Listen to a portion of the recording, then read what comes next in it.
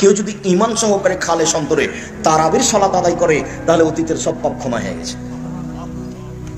তো তারাবির সালাত এত কষ্ট করে আদায় করলে হবে? জামাতে কষ্ট হলে একাই পড়েন। আমার একটা পরামর্শ, এশার সালাত আপনি পড়ে বেতরিটা পড়িয়েন না, এশার সালাত পড়ে বাড়িতে চলে আসেন। আর রমজানের 1 তারিখ থেকে টিভি বন্ধ করে দিবেন, ওর ব্যাটারি টেটারি খুলে ফেলে দেবেন, তার কেটে দিবেন। বলে আমরা যে রমজান মাসে অনেক কিছু দেখি, আব্দুল রাজ্জাক সাহেব কোথায় কি করলো, আমি যে একদিনও দেখিনি, তো আমি আছি।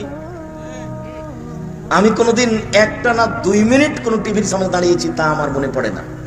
যখন পিস টিভি চলতো তখন কোনো সময় পার হয়ে যাচ্ছি তো দেখছি যে ওই আব্দুল রাজ্জাক সাহেব বা কেউ কথা বলছে, এটুকু দেখেছি। যে আমি হাঁটছি তখন ওর সামনে দাঁড়িয়ে কোনোদিন দেখিনি, তবু তো আছি। ওই স্বাদই বাদ, ওই স্বাদ বাদ, ওই স্বাদই রাখতে হবে না। রামিয়ার ওই দাঁতটা কেটে দে তোরে। আমার মা যেভাবে সুরজা থাকতো সেভাবে থাকবো, আমার দাদি যেভাবে শ্যাম থাকতো সেভাবে থাকবো।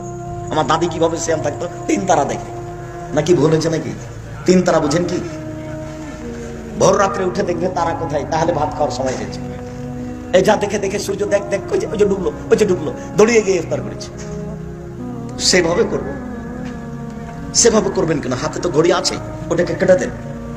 ঈমান সহকারে রমজান মূল্যায়ন করতে হবে, যে কোনো মূল্যে কাজকর্ম সব কমিয়ে দিতে হবে। আব্দুল রাজ্জাক সাহেব পরের বাক্যটা বললেন না, 11 মাস যা ব্যবসা করেছি 1 মাসে তার চেয়ে বেশি করবো, এই পরিকল্পনা নিয়ে বসে আছে।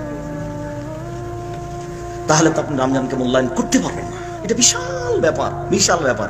একবারে 24 ঘন্টা দরজা খুলে দেওয়া হয়েছে, দরজা খুলে একদিকে লাগিয়ে দেওয়া হয়েছে, এটা বন্ধ হবে না।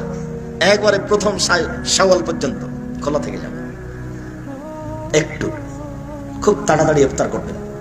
যত বিজ্ঞাপন পোস্টার আহলে হাদিসের পক্ষ থেকে আছে সিয়াম ইফতার করার ব্যাপারে, আপনি তার চেয়ে 1/2 মিনিট 1 মিনিট আগে থাকবেন, পিছিয়ে যাবেন না।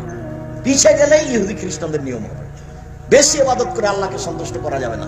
মাত্র একজন মানুষকে মানলেই আল্লাহকে সন্তুষ্ট করা যাবে, তার নাম কি? মুহাম্মদ সাল্লাল্লাহু আলাইহি ওয়াসাল্লাম। উনি বললেন আমার উম্মত অতদিন পর্যন্ত কল্যাণে থাকবে যতদিন পর্যন্ত তাড়াহুড়া করে ইফতার করবে। তো তাড়াহুড়া মানে সূর্য কি থাকতেই না? এখনো আপনার ছাদের উপর থেকে সূর্য ডুবছে, ওটা দেখেন, ওটার সময়ের সাথে এটার সময় 3 মিনিট পরে আছে। আবহাওয়া দপ্তরের 5 মিনিট পরে আছে। এখন যেহেতু সমাজ এটাকে মেনে চলছে, এটা উপেক্ষা করলে মানুষ মন খারাপ করবে। নইলে ওইটাই ঠিক ছিল, চোখের আড়াই গেল তখন সূর্য ডুবে গেছে। একজন সাহাবী পাহাড়ের উপরে আছে, গাছের উপরে আছে, তখন আল্লাহ রাসূল বলছেন ইনসিল ফাস্তা, নামো, ছাতু রেডি করো, ইফতার করতে হবে।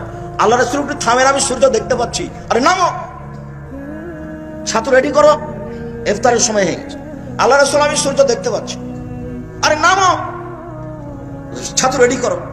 তৃতীয়বার বলার পরে নেমে ছাতু রেডি